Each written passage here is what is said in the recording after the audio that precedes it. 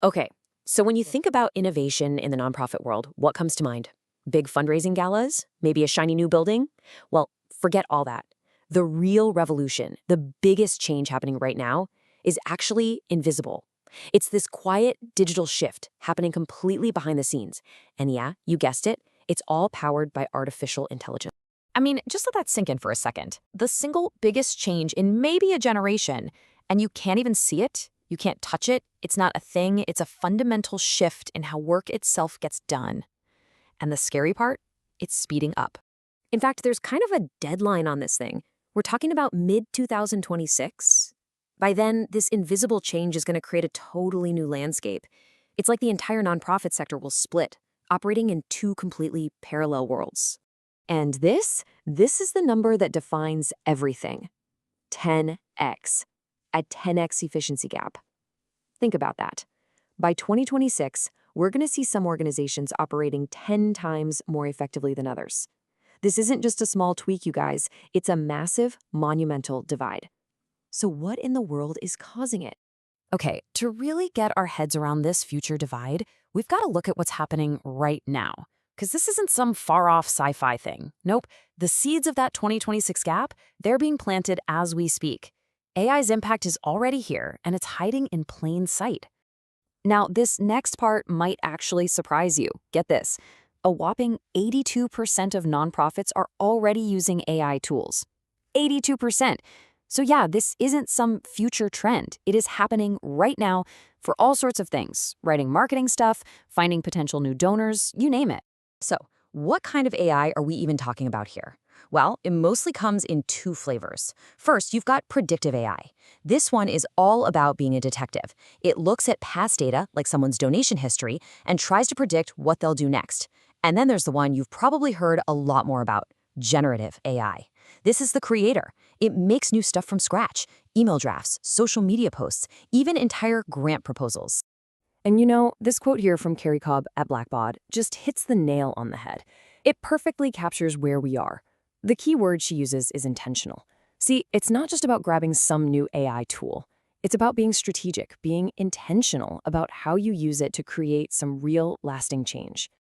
And it's that very idea, that intentionality, that leads us right to this thing we're calling the Great 2026 Divide. So let's jump forward a bit and really look at the stark contrast we're going to see between the organizations that lean into this and the ones that get left behind. Okay, so picture this. On one side, you've got the AI-powered nonprofit. They're proactive. They're using data to make smart decisions. They're personalizing their outreach to donors at a scale that was just impossible before. And all of this frees up their team to focus on the big picture, on strategy. But then, on the other side, you have the traditional nonprofit. They're stuck. They're always reacting, never planning. They're just buried under manual processes, sending out generic messages, drowning in admin work. I mean, these two places exist in the same year, 2026, but they are living in completely different worlds. And here's the thing you really need to get. This divide isn't just about who has the money for the fanciest software. Not at all. It's about the people. The winners in this new world are going to be the organizations that encourage curiosity, that actually make time for their teams to learn, and that build up real expertise. Sure, it's a resource challenge, but the most important resource isn't your budget. It's your team. So you might be wondering, what specific tech is going to power this whole engine of change? Let's break it down. We're going to look at 3 total game changers that will be pretty much standard by 2026. These are really at the heart of the whole transformation. All right, first up, predicting donor behavior. And I'm not talking about just putting people into basic categories. We're talking true AI-driven predictions. Second, real-time sponsorship matching. Imagine instantly connecting the perfect donor to the perfect opportunity, just like that. And third, automated personalized impact reports for every single supporter. Wild, right? Let's actually look at the numbers here, because this isn't just theory. Organizations that are already using these prediction tools, they're seeing a click-to-donate rate of 29%. The industry average is just 12%. That is more than double the effectiveness. And on top of that, the average gift size is way higher, too. I mean, this is the very definition of working smarter, not harder. Okay, now think about a task like putting together a super complex grant report, or manually trying to match dozens of sponsors to the right programs. You know the drill. It's tedious, it's meticulous, and it can easily eat up an entire work week. We're talking 40 hours. For a lot of nonprofits, that's just the reality right now.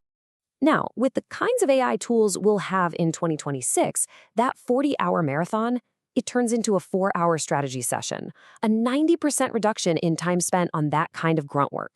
Seriously, just imagine what your team could do with an extra 36 hours a week.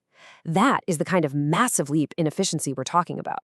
All right, so we've established the divide is real, and the tech is incredibly powerful. The obvious next question is, so how do we get to the other side?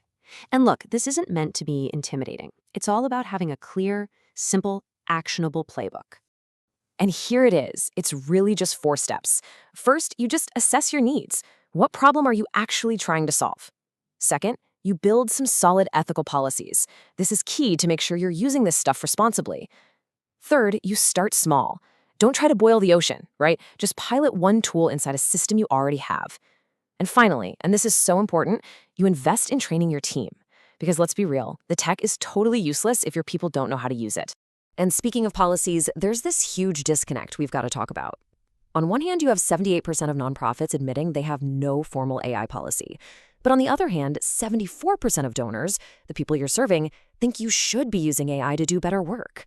That's a massive gap between what's happening internally and what people expect externally. And building a clear policy, that's step 1 to closing that gap. So what goes into a policy like that? Well, here are 3 absolute must-haves. Number 1, human oversight. This is non-negotiable. A real person has to review anything the AI spits out. Number 2, be totally transparent with your donors about how you're using AI. Just tell them. And number 3, and this one is critical, folks, never use sensitive donor data to train public AI models like ChatGPT. Just don't do it. You know, after all this talk about efficiency and data and tech, it's pretty easy to lose sight of what this is all really about. So for this last part, let's bring it all back home, back to the real purpose of this innovation. It's not about the tech. It's about using tech to create human connection. I absolutely love this quote from Alison Fine because it just gets right to the heart of it all. The point of AI isn't to make the hamster wheel spin even faster, and it's definitely not to replace people. The real goal is to actually slow the wheel down. Let the AI handle all that tedious admin stuff so your team finally has the time and the brain space to do what only humans can do: build trust, foster community, and create real, authentic connections. So I guess that's the final question I want to leave you with. We know for a fact that AI offers this incredible gift of efficiency, but the real challenge, and honestly the real opportunity, is what you do with it. How is your organization going to reinvest all that time you get back? How are you going to use this gift to deepen the very human connections that are the whole reason your mission exists in the first place?